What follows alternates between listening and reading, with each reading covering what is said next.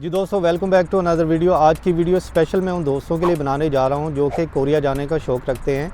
इस वीडियो में मैं डिटेल से बताऊंगा कि अगर आप जो है कोरिया जाना चाहते हैं इसका क्या तरीक़ाकार है और वहां जब आप चले जाते हैं आपकी सैलरी क्या हो सकती है, आपको जो है एक मंथ में मिनिमम कितनी सैलरी मिल सकती है। तो ये सारी चीज़ें आप लोगों को मैं इस वीडियो में बताऊँगा। तो आप लोगों से रिक्वेस्ट है कि वीडियो को आखिर तक देखें। जब आप पाकिस्तान से जाते हैं, पाकिस्तान का जो प्रोसेस है वो सिंपल है कि आप लोगों को जो है कुरानंदाज़ी के ज़रिए सेलेक्ट किया जाता है। उसके बाद आप लोगों को वो कुरानंदाज़ी के ज़रिए एक टेस्ट पास करना होता है, कोरियन टेस्ट पास करना होता है, जिसमें आप लोगों को एक बुक दी जाती है। आपने उसी में से अपनी तैयारी करनी होती है और सिलेक्टेड क्वेश्चन का आप लोगों ने आंसर देना होता है। जो भी उनके परसेंटेज के हिसाब से आप लोगों ने मार्क्स लेने होते हैं और आप लोगों को जो है 5 साल का वीज़ा दे दिया जाता है और कोरिया भेज दिया जाता है। जब आप कोरिया के लिए फ़्लाइट पकड़ लेते हैं तो वहाँ पर आप लोगों को वो कंपनी लेने आ जाती है जिसने आपको हायर किया होता है और आप लोगों को जो है कंपनी अपनी फैक्ट्री में ले जाती है और एक दिन के लिए पूरी रेस्ट दी जाती है। क्योंकि मैं अपना पर्सनल एक्सपीरियंस आप लोगों के साथ शेयर कर रहा हूँ, क्योंकि मैं ऑलरेडी 9.5 मंथ उधर जो है रह चुका हूँ।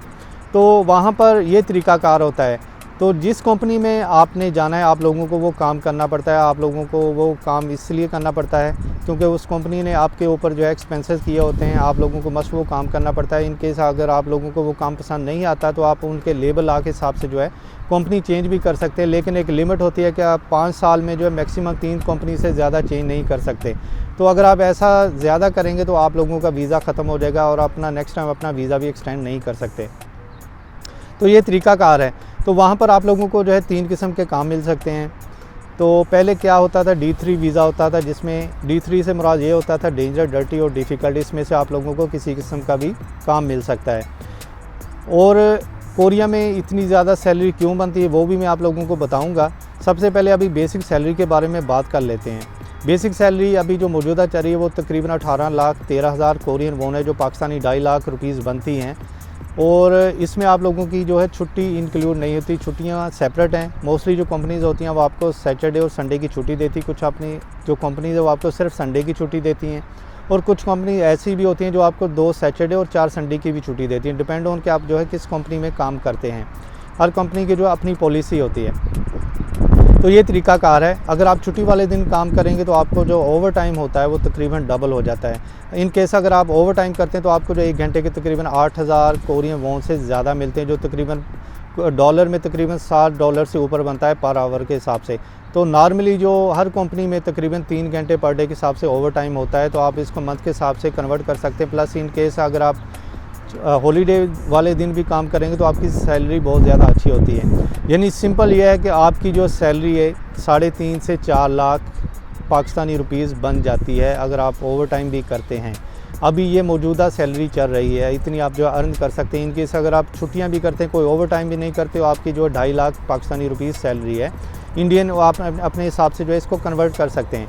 तो इसके बाद बात कर लेते हैं जो कंपनीज़ होती है वो आपको अकोमोडेशन भी देती है, खाने के पैसे भी देती हैं। मोस्टली जो होते हैं वहाँ पर जो मुस्लिम्स हैं पाकिस्तानी वो कोरियन खाना नहीं खाते हैं, इस वजह से वो आप लोगों को जो है सेपरेट खाने के पैसे देते हैं। आपके खाने के पैसे में एक्स्ट्रा पैसे भी आपके पास बच जाते हैं, सारे इस्तेमाल नहीं होते। आपको इंटरनेट, रिहाइश, हर चीज़ कंपनी फ्राहम करती है। तो ये तरीक़ाकार है कोरिया में सैलरी का। तो अभी मैं बात करता हूँ कि जब आप लोग जो है उधर काम करते हैं तो काम करते हुए आप लोगों को जो है बोनस भी मिलते हैं। साल में तकरीबन 2 बोनस तो हर कंपनी देती है, लेकिन कुछ कंपनीज ऐसी हैं जो आप लोगों को साल में 4 बोनसेस भी देते हैं। वो अपने प्रॉफिट के हिसाब से अपना जो बोनस आपके साथ शेयर करते हैं। और इसके अलावा कंपनियां जो होती हैं उसमें मोस्टली जो होता है नाइट शिफ्ट भी होती है, डे में भी आपको काम करना पड़ सकता है। जो मोस्टली जो CNC टाइप कंपनी होती हैं, प्लास्टिक मोल्डिंग की कंपनी होती हैं, उसमें नॉर्मली जो होता है आप लोगों को डे में भी काम करना पड़ सकता है और नाइट में भी काम करना पड़ सकता है। अगर आप नाइट में काम करेंगे तो आपकी सैलरी और ज़्यादा होगी। आप लोगों को नाइट अलाउंस दिया जाता है। नाइट में जो काम करते हैं उनकी सैलरी जो है डे में काम करने वालों के हिसाब से ज़्यादा होती है। तो ये तरीक़ाकार है। तो जब आपका 5 साल का पीरियड ख़त्म हो जाएगा तो जो कंपनी आपको चाहती हैं दोबारा हायर करना, वो आपका वीज़ा एक्सटेंड करवा सकती हैं। उस पर्पज़ के लिए आपको दोबारा पाकिस्तान में आना पड़ता है, तो फिर आप कंपनी आपको वो जो है वीज़ा दे देती है। तो अगर आपने उस कंपनी के साथ जो है अच्छे तरीके से काम किया होगा तो कंपनी आपको दोबारा वीज़ा दे देगी। तो जब आपका वीज़ा 5 साल का ख़त्म हो जाएगा तो आप लोगों को जो है ग्रेजुएटी दी जाती है 5 साल के हिसाब से, जिसको हम कोरियन ज़ुबान में थेजिकम बोलते हैं। यानी आपकी जो 1 साल की एक सैलरी, सबसे बड़ी सैलरी होती है, वो सैलरी आपको जो है साल के हिसाब से दी जाती है। तो 5 सैलरी आपकी जो है 5 साल में आपको मिल जाएंगी। और इसके अलावा जो इंश्योरेंस कंपनी होती है वो भी आपको जो है पेमेंट देती है। तो इस हिसाब से जब आप अपने कंट्री में वापस आते हैं तो एक अच्छी खासी अमाउंट आपके पास सिर्फ वो जो आपकी ग्रेजुएटी होती है वो बहुत ज़्यादा अमाउंट बन जाती है और आप उससे जो है अच्छा खासा एक बिज़नेस भी कर सकते हैं। तो ये सिंपल तरीक़ाकार है जो मैंने आप लोगों को बताया। अगर मैं सारी चीज़ें बताऊंगा तो वीडियो बहुत ज़्यादा लंबी हो जाएगी। और जो सबसे ज़रूरी बात है वो ये है, देखें आप जो है अगर कोरिया में काम करते हैं, काम करने वाले हैं, तो आप लोग अगर काम करने वाले हैं तो आप कोरिया में फ्री नहीं बैठ सकते, क्योंकि कोरिया में एशिया का सबसे बड़ा इंडस्ट्री एरिया पाया जाता है। इवन कि आपका वीज़ा भी ख़त्म हो गया तो आप वहाँ पर आप काम कर सकते हैं, लेकिन अगर आप पकड़े गए तो आपको डिपोर्ट कर दिया जाएगा, 5 साल के लिए बैन कर दिया जाएगा। तो और भी बहुत से तरीक़ेकार हैं, आप विज़िट वीज़े पर जा सकते हैं, स्टूडेंट वीज़े पर जा सकते हैं और आप बिज़नेस वीज़े पर भी जा सकते हैं। इनकेस आप स्टूडेंट वीज़े पर जाते हैं तो आप लोग जो है वहाँ पर पार्ट टाइम जॉब भी कर सकते हैं।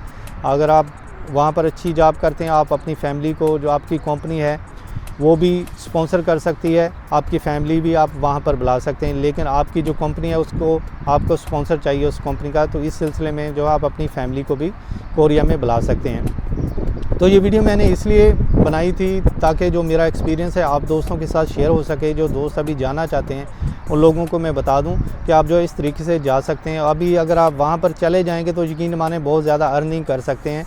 आप मंथली मिनिमम भी कमाएं तो पाकिस्तानी 3 लाख से ऊपर उधर अभी सेविंग कर सकते हैं, क्योंकि उधर आपके जो है एक्सपेंसेस सारी कंपनी ही बर्दाश्त करती है, रहाइश से लेकर। इवन के जो कंपनी आपको रिहाइश देती है, मोस्टली जो रहायशें होती हैं वो फैक्ट्री एरिया में ही आप लोगों को बनाकर देती हैं। कुछ कंपनी नहीं होती, वो आप लोगों को जो है बाहर लेकर दे देती हैं। तो दोस्तों ये थी कोरिया की डिटेल। अगर आप जो है कोरिया में जाना चाहते हैं तो मैंने आप लोगों के साथ अपना पर्सनल एक्सपीरियंस शेयर किया हुआ है, और अभी जो सैलरी मौजूदा चल रही है उसके बारे में भी मैंने आप लोगों को बता दिया है।